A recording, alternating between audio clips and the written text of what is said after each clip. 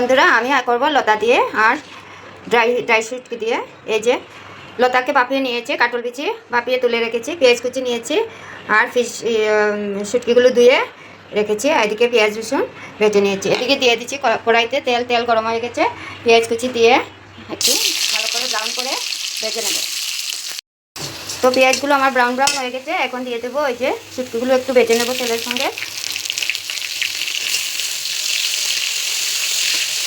তারপর দিয়ে দেবো পেঁয়াজ রসুন বাটা, তারপর দিয়ে দেবো কাশ্মীরি লঙ্কার গুঁড়ো, স্বাদ মতো লবণ, তারপর দিয়ে দেবো হলুদ গুঁড়ো করে একটু কষিয়ে নেব। কাঁচা গন্ধটা চলে গেলে দিয়ে দেবো লতা আর কাটল বিচি।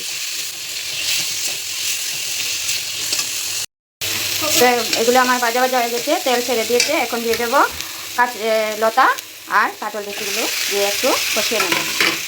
তো এই যে আমার এগুলি কষানো হয়ে গেছে, এখন অল্প একটু ঝোল দিয়ে দিব, ঝোল দিয়ে ঢাকা দিয়ে দেবো।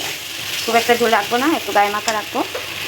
তো ঝোল দিয়ে দিলাম, এখন একটু সময় ঢাকা দিয়ে দেবো 5 মিনিটের জন্য, তারপর নামিয়ে নেব।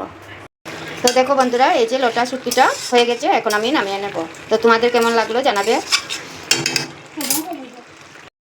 তো দেখো বন্ধুরা, এই যে লতা শুটকি আমার হয়ে গেছে, তো তোমাদের কেমন লাগলো জানাবে। আর সবাই ভালো থাকবে, সুস্থ থাকবে। Thank you, tata.